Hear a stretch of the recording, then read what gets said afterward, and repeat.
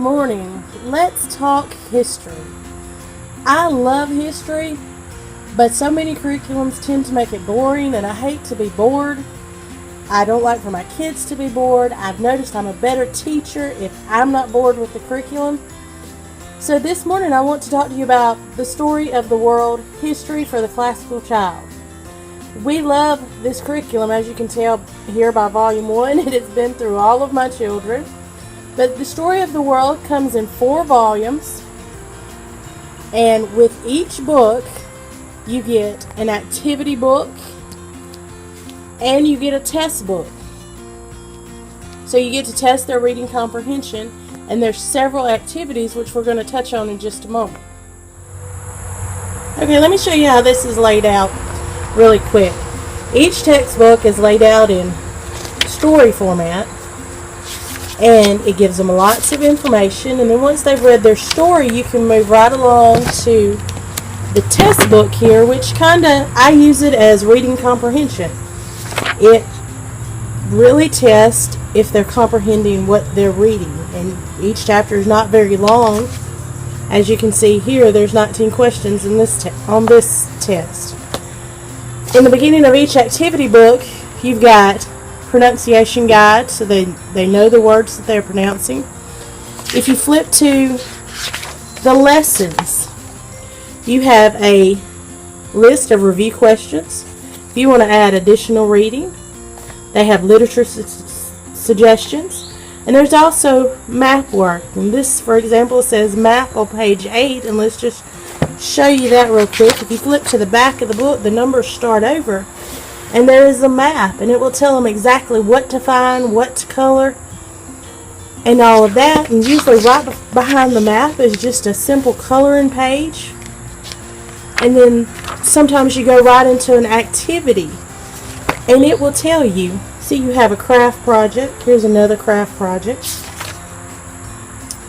It's activity project. So you could stretch a lesson out for a couple of days if that's what you wanted to do.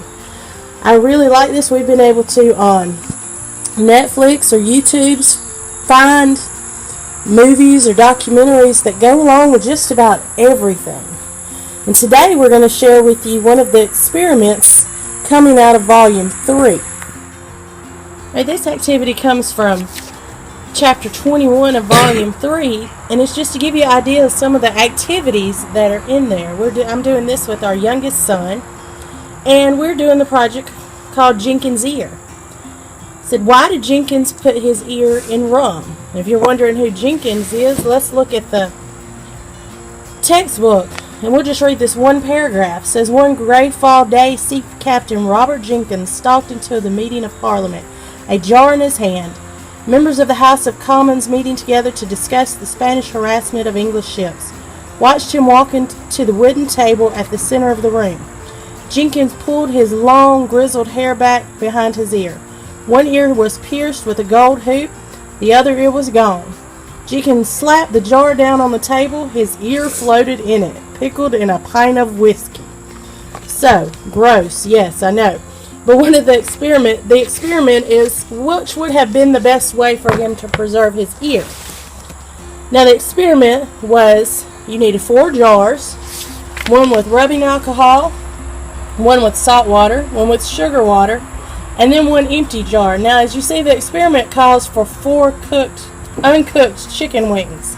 Well, I wasn't going to run out and buy a pack of chicken wings, so we had hot dogs, and that's what we used.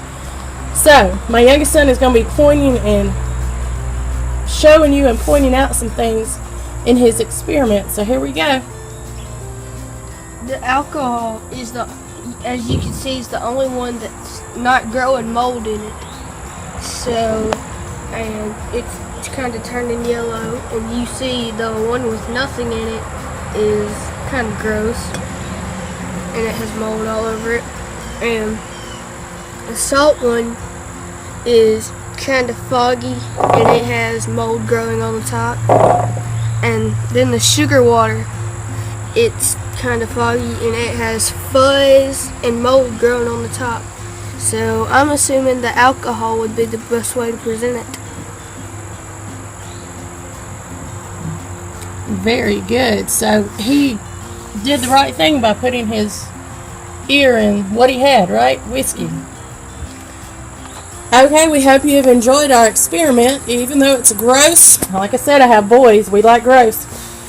So once again, this is Story of the World. Comes in 4 volumes.